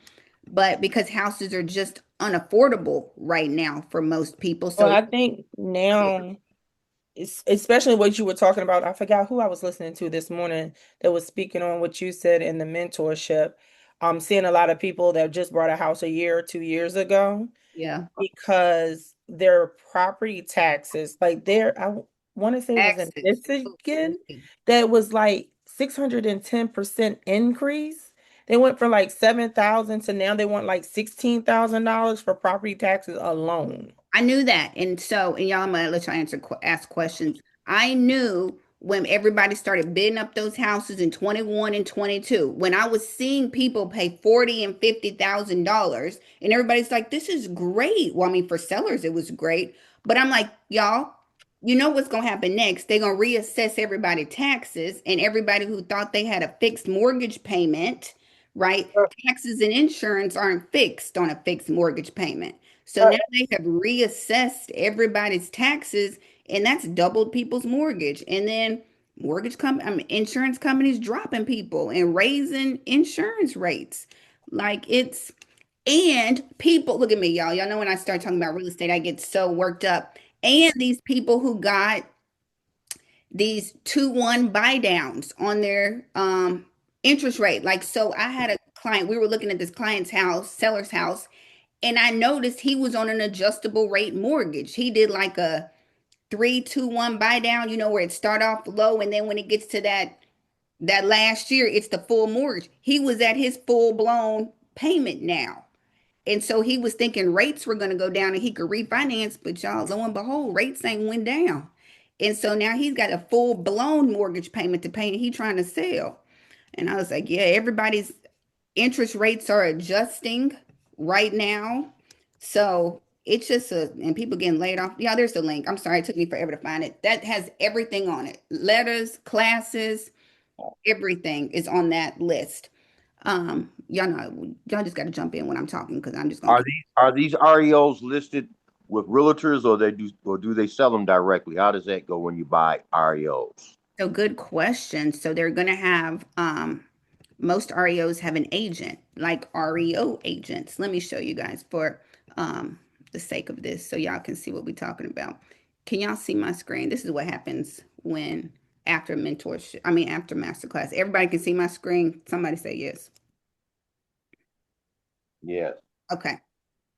So I'm on HomePath, you guys. I'm on homepath.com. So look, they offer down payment assistance. This is an REO site, HomePath, along with Home Steps, along with HUD Home Store. So you can come on here and let's filter it by, let's go on with Chicago, my good old birth, the city of my birth. You put in wherever you live or wherever you're interested in buying an REO property from. Look at that one, price reduced. And it'll show the properties that the bank has. So when I say y'all make some offers, y'all can hop on here and start making some offers to the bank. It's just like a typical purchase and sale agreement. They want your purchase and sale contract, earnest money, proof of funds, right? It's typical. Click on it. Let's go down here and look. $30,000. You can make an online offer. Here's the agent that you would call. If you have your own agent, you would tell your own agent to reach out and schedule this appointment. And then you go in there and look, bring your contractor and look and get an estimate on repairs. Because look at that picture right there. Y'all gonna have to do some repairs, but it is $30,000. I don't know that part of Chicago. Um, and get a contractor to come in, and then you make an offer to the bank and y'all submit an offer. Y'all offer them $5,500 right there. Give them $5,500 and see if they take it. You know what I Well, how mean? long does it take? How long does it take for the bank to get back with you to see if they accepted your offer? Usually about Forever. 48 hours. 48 hours. So now they do sell these properties with equity in them, or they sell them in as is condition. How did the bank determine the price that they're asking? They just did right there. I guess they just like They Kim. they do it based on the agent. Initially, when we get the asset, we're instructed within 48 hours to go in and view the property, assess it, and give them a price point of as is, and also if they decide that they're going to fix it. After 2008, from my understanding and the training I've been in, a lot of the asset companies, the banks are seeing there is money to be made. So you're going to see a change where they're willing to put in some work versus how they would just stick a sign in the yard and let it sell as is, because they're seeing like, hey, if we put in invest a little bit money up front, we're able to get a little bit more money on the back end. Because once it's a REO, it's not the same thing like actually saying when you go to the auction. So whoop, So Oh, so now they're trying to do the repairs or some sort of rehab or cosmetics to get more money. yes. yeah, So it all depends on the yeah. exit strategy with the bank. So it could be the bank, like, like Wells Fargo and things like that. But then you also have that's playing in this field now too, hedge funds. So I work with a hedge fund where when I go in and get the property, they're actually investing. Like I have a property now that they're paying my contractors $28,000 to get it up to par so they can sell it on retail market. So yeah, there you go. And I think it just depends on where you live. You know what I mean? It Mm-hmm. depends and the condition and the market. I'm sure it depends on what neighborhood it's in. That's a nice one. Y'all see that one that I just clicked on? Mm-hmm. So again, if you're a first time home buyer or you're looking for a property, right? Don't cancel out REO properties because you think they all hood properties or something like that. Like hop on these sites, tell your agent, submit an offer. Agents can go in here and submit offers. Did y'all see that one was $2,500? Now it might have been burned down. It might have just been some land. But y'all can go in here and look, and some of them are under contract, some of them back on the market. If it's back on the market, I'm really negotiating, you guys. Really negotiating for Okay, real. so now they do. So are the banks starting to sell them with financing? Yeah, down. Yeah, when they're REOs, You can it just use depends on, financing. yeah. Like Yeah. of course if it's one of those that like I have one right now that we're sitting on, but it was an investor hard money lending, but it's a REO. But the plumbing was a something that just came up to be $20,000 that they didn't expect. So they're having trouble. So it became an REO. So things like that because it has no toilets in there, no sinks. It's just the bones. So with that, of course you couldn't get financing unless you're doing conventional, because Yeah. conventional is weighed on your credit, not all Yeah. the other things from my understanding. Yeah, and then conventional, yeah, they're a little bit more lenient on conventional. Like, so conventional FHA, now FHA, they strict. Now, the thing with FHA loans, right? They want you to do those repairs. FHA gonna send an appraiser out there and they're gonna come back and say, in order for us to lend to you, we want these repairs done. The bank's not doing that. So you're gonna have to find like you a good brand new house that don't need any repairs. But you can go conventional. Y'all see the houses I'm clicking on. They offer closing costs. Look at that. You can get closing costs up to 3% on these sites. Down payment assistance may be available. A lot of times they give preference to owner occupants and nonprofit companies. They'll give you preference and then they'll open it up after 30 days and let investors start bidding, right? So that's what I wanted to show you. You can go on here, find. Not to be rude and interrupting you, but I just was figuring that buying an REO, I could get some kind of discount or buy a property with equity in it. But Yeah, you're you saying that can. now they're starting to, where your colleague just started to say that they fixing them up to sell them at retail. Yeah, some of them. That's what I'm saying. Look and see. You see some of these that I clicked on, you guys, they for sure need repairs done to them. So, you know what I'm saying? Kind of look, see what area you're interested in and see. And then you do your own due diligence, right? Put in the address, go see what the comps are selling for in that neighborhood, see what's sold, and then come with an offer. Come lower. You can negotiate. You know what I mean? So, Can you put up those sites, those REO sites again, so I can snapshot it? sure, whatever you Thank want. you. Thank you very much. You're welcome. There you go. Hey, and everybody see that? I think that's the site. Yeah. And so, like I just showed you guys, go on those sites, put in whatever you're interested in, like cities, zip codes, counties, and then look and see what's available. And maybe nothing is available right now, but bookmark those sites and keep checking in because y'all, they coming. They are absolutely coming. Any other questions, you guys? Any other questions? What time is it? 8:50. Y'all, it's not gonna be a spend the night. It's not a sleepover. What state? Okay. Boom, boom, boom. If you work with hedge funds, is that still considered REO property? I think they talking to you, Kia. Banks are definitely putting in money to fix up homes. I was shocked to see it recently because probably they're having to. Think about people, you know what I mean? They're already taking a loss when they're getting these products because the homeowner took out a loan, didn't pay the loan back, and now they've got this asset that's they taking a loss on. So they're like, maybe if we put a little money in it, we might can recoup something. Maybe not all of it, but it just depends. Y'all look around, especially if properties have they still sitting on the market on these REO and bank owned sites. I see a lot of price reductions on these REO sites. Y'all know that's all I need is somebody to say price reduction. We playing limbo. If you stay in price reduction for sure. Did you get them? Did you get the snapshot? Yes, ma'am. Thank you. Absolutely. You guys, any other questions? Because y'all know I can get off. Do y'all have any other questions? I put the little link in case y'all want to come see me on Wednesday and we can talk about bank-owned properties all night long if y'all want to on Wednesday. And we can really deep dive into let me stop share and put my big face back in the screen. And then we can really talk about the site is, I just dropped it in the chat. You'll be in that class. Come on, Alice. I just dropped it in the link again. If you want to come to both, sign up for both of them this Wednesday and next Wednesday. Boom. Y'all, any questions? Or are we all going? That's my off day. I'll be there. What'd you say? That's your off day? I'll be there. There it is. Look, come on, y'all. It'll be a party. It ain't gonna be no party, but you know what I'm saying. Y'all, any other questions? I think unless y'all have some more questions about the market, y'all know I need to go record a video because they got the latest numbers on underwater properties about how many people are underwater right now. The new numbers just came out. I know they don't talk about that, but y'all, it's a lot of people underwater. Louisiana, 1 in 10. Louisiana, 1 in 10 properties are underwater in Louisiana. Isn't that crazy when you think about that? One, What makes property drop in value? say it again. What makes property drop in value? So many factors. When people sell or less. Think about that. If your neighbor, what do I say? The good thing about real estate is your home value depends on the homes around you. The bad thing about real estate is your home value depends on the homes around you.